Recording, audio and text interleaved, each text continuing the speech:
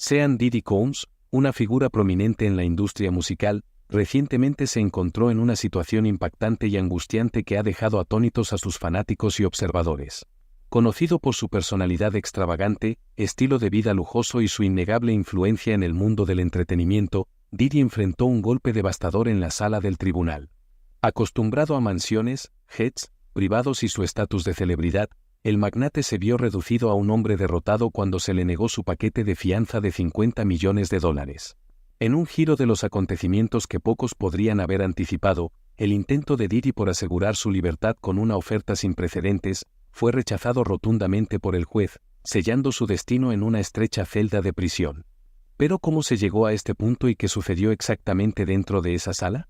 Aquí está un análisis detallado del drama que se desarrolló, los desesperados esfuerzos de Diddy por evitar la cárcel y las razones detrás de la dura decisión del juez.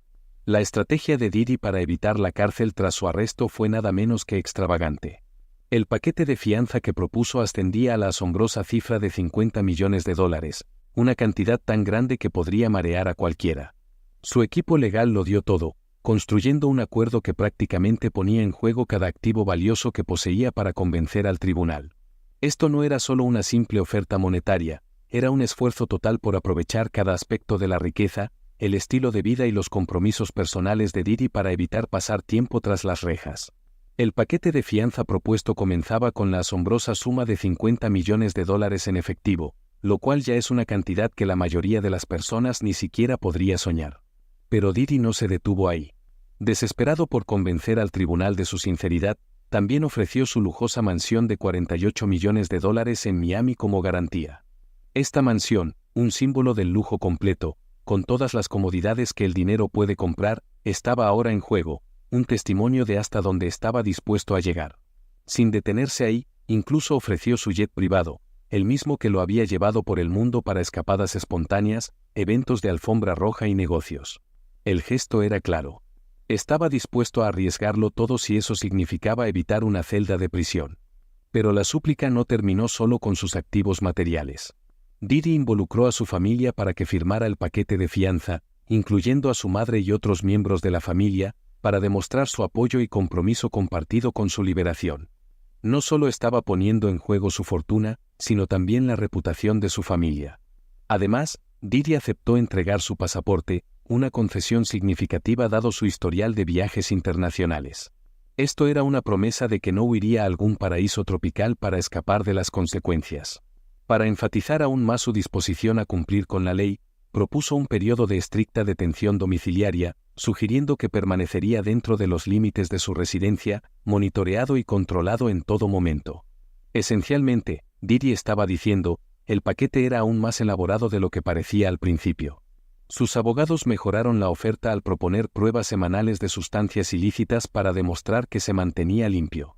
Para abordar las preocupaciones sobre sus interacciones sociales, propusieron enviar un registro nocturno de visitantes para llevar un control de todos aquellos que lo visitaran, asegurando así total transparencia. Incluso acordaron restringir sus visitas femeninas, limitándolas solo a su madre, hijas y sus respectivas madres. Era una medida drástica, mostrando hasta qué punto estaba dispuesto a modificar su vida personal para evitar la cárcel. Sus abogados presentaron efectivamente un plan hermético que cubría casi todos los ángulos. Parecía que estaba dispuesto a cumplir con cualquier condición que el tribunal pudiera imponer si eso significaba evitar una estancia en la cárcel. A pesar de esta extraordinaria propuesta, el juez miró el paquete de fianza y lo negó de inmediato. El rechazo sorprendió a la sala del tribunal, no solo por la magnitud de la oferta, sino también por lo que revelaba sobre la percepción del tribunal respecto a Diddy. La decisión del juez no fue simplemente un rechazo a su intento de comprar su salida de la cárcel. Fue una declaración sobre la opinión del tribunal respecto a su carácter y la gravedad de los cargos en su contra. Entonces, ¿por qué se rechazó esta aparentemente infalible propuesta de fianza? Para entender la decisión, hay que mirar el argumento de la fiscalía. Pintaron un cuadro perturbador de Diddy, como un hombre en quien no se podía confiar. Presentaron pruebas y anécdotas de su pasado que mostraban un patrón de comportamiento marcado por la manipulación, la coerción, en algunos casos, la criminalidad. Una de las pruebas más condenatorias se presentó en forma de mensajes de texto enviados por el propio Diddy. Estos mensajes, algunos de los cuales databan de varios años, no eran el tipo de correspondencia que alguien querría que se leyera en voz alta en un tribunal. Mostraban a Didi como alguien que, cuando las cosas comenzaban a desmoronarse, podía volverse desesperado y errático. Un mensaje particularmente incriminatorio de 2016 fue el centro de atención durante la audiencia de fianza. Fue enviado justo después de un incidente preocupante entre Didi y su exnovia Cassie Ventura en un hotel. En el mensaje, Didi parecía estar en estado de pánico, suplicando ayuda y apoyo. El mensaje decía: «Llámame. La policía está aquí. Tengo 6 hijos. ¿Por favor llamas? Estoy rodeado. ¿Me vas a abandonar solo?». Este mensaje era una ventana a la psique de Didi, mostrando su lado manipulador cuando estaba bajo presión. Más alarmante aún fue la acusación que siguió.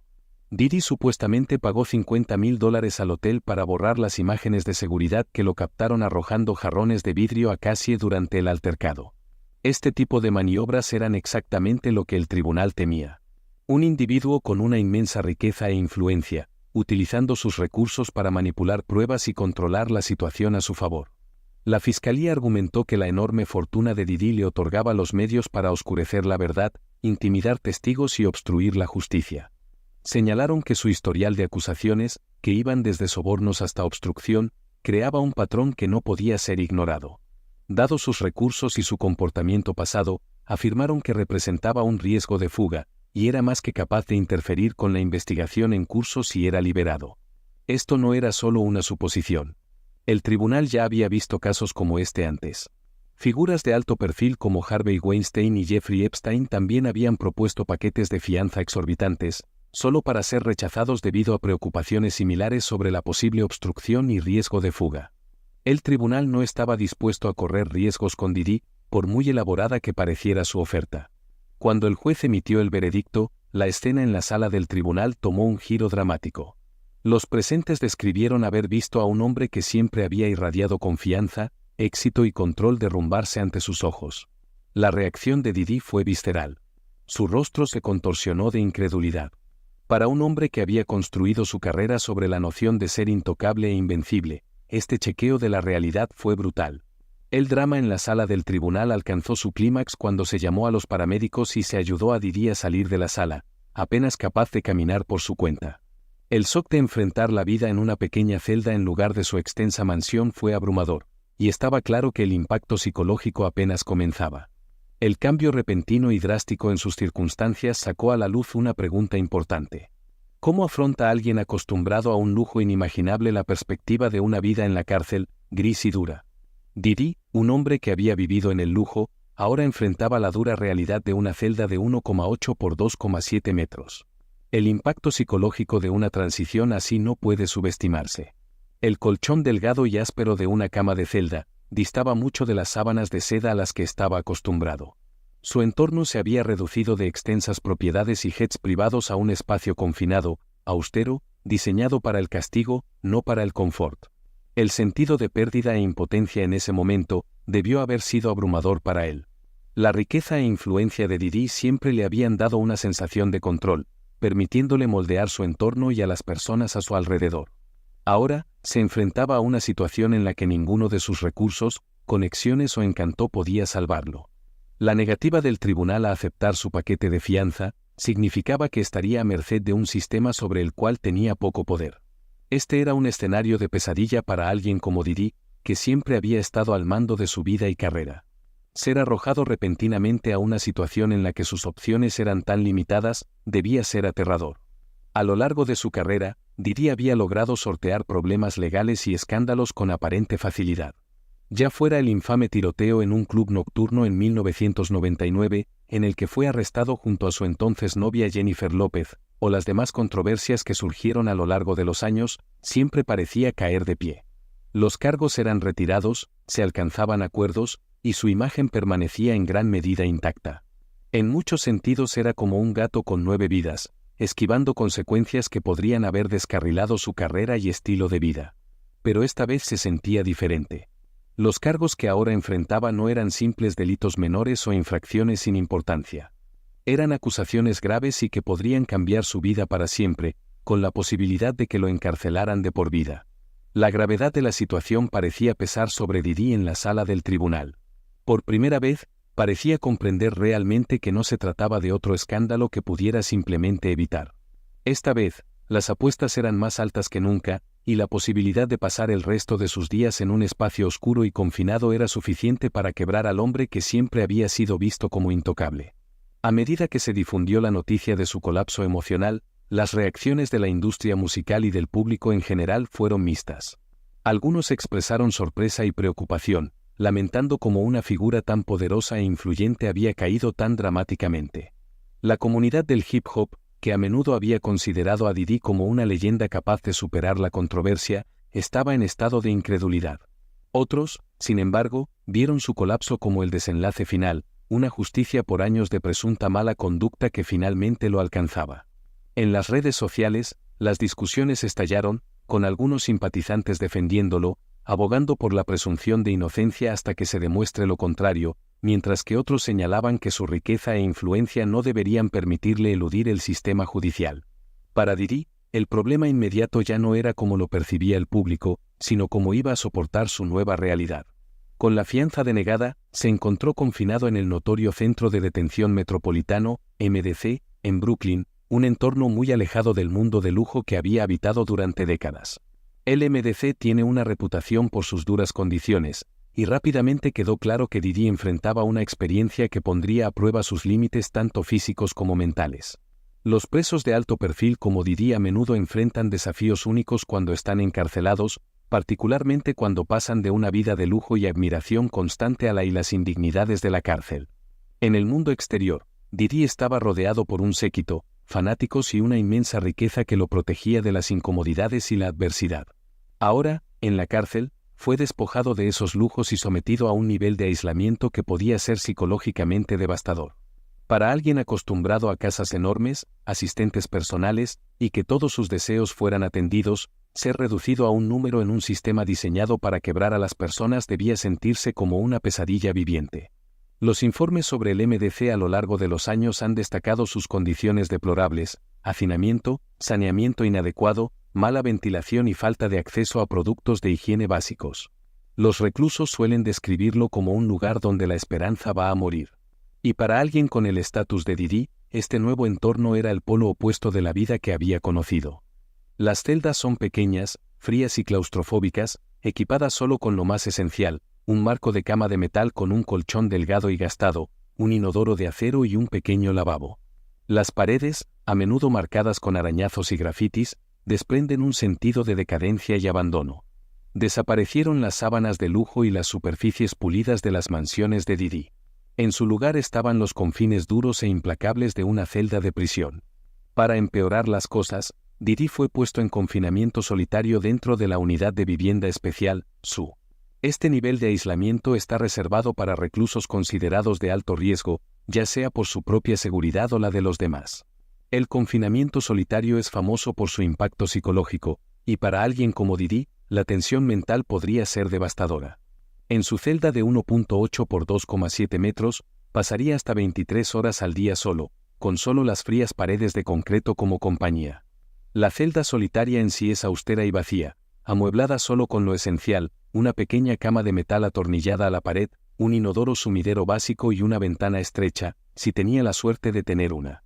Los prisioneros en confinamiento solitario a menudo describen la experiencia como una que destruye el espíritu humano. La falta de interacción humana, combinada con la privación sensorial de estar encerrado lejos de la luz natural y el aire fresco, conduce a una distorsión del tiempo y la realidad. Para Diddy, un hombre que prosperaba en el centro de atención, la soledad y el confinamiento estarían muy lejos de su vida anterior, llena de fiestas, conciertos y apariciones en los medios. Su rutina diaria se redujo al mínimo, sus movimientos restringidos a los confines de su celda y su mundo reducido a la mera supervivencia. La única hora de tiempo en el patio permitida a los reclusos en confinamiento solitario no era un gran alivio. El patio suele ser una pequeña área cerrada rodeada de altos muros, con solo una franja de cielo visible. En esta caja de concreto, los reclusos pueden estirar las piernas y respirar un poco de aire exterior. Pero incluso esto se realiza bajo estricta supervisión. No hay interacción con otros reclusos. No hay momentos compartidos de camaradería. Es una caminata solitaria que sirve más como un recordatorio de su aislamiento que como un alivio. Para Didi, el ejercicio en solitario podría proporcionar un breve escape de su celda, pero también subrayaría la dureza de su nueva realidad. Para agravar su miseria estaba el riesgo de ser blanco de otros reclusos. En la subcultura carcelaria, los reclusos de alto perfil como Didi suelen ser vistos como trofeos, y agredir o intimidar a una celebridad puede ganar respeto o notoriedad a un recluso. Esto hacía que la situación de Didi fuera aún más precaria. A pesar de estar en confinamiento solitario, permanecía bajo constante vigilancia por su propia protección, pero el costo psicológico de estar en guardia todo el tiempo es inmenso. Su estatus de celebridad, que una vez lo protegió en el mundo exterior, ahora se había convertido en una amenaza potencial para su seguridad en prisión. Además de su propia angustia mental, Didi tuvo que enfrentarse a la dura realidad de la vida en prisión, que incluía condiciones insalubres y regulaciones estrictas, a menudo degradantes. Un aspecto particularmente deshumanizante de su encarcelamiento era el sistema de inodoros de la prisión. Los inodoros en las celdas solitarias suelen estar configurados para descargar solo un cierto número de veces al día, para evitar inundaciones, una táctica común utilizada por los reclusos frustrados. Para Didi, esta limitación era solo otro recordatorio de su caída en desgracia, un marcado contraste con los lujosos baños a los que estaba acostumbrado.